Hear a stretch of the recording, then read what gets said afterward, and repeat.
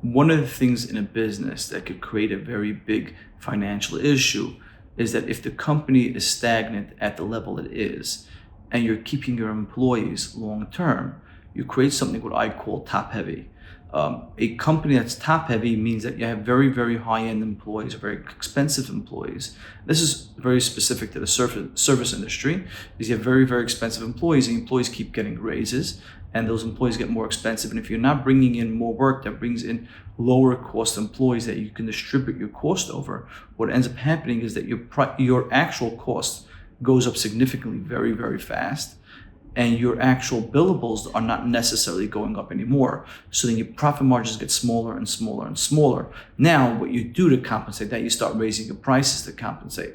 The problem is that some other business who's doing the exact same product may not have that top heaviness because they haven't been in business that long. And therefore, it creates a secondary issue that they're not top heavy. It's very hard for you to compete against them because they're producing the product for much less.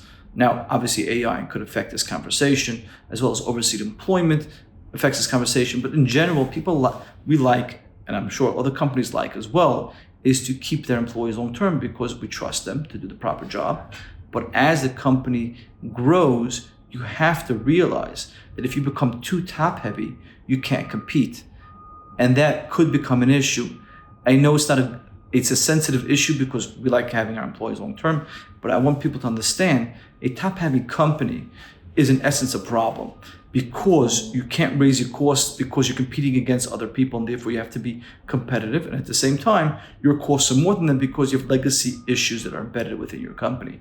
So there's something to think about as you're growing your company, is to really pay attention to your cost of goods. And as your cost of goods go up, to understand that either you could raise your pricing or not, or how to supplement that with other elements to bring down your cost of goods. It's a very, very important issue. And as well, in the service industry is not always looked at because you're not paying attention to your cost of goods on a day-to-day basis because you're trying to get your product out.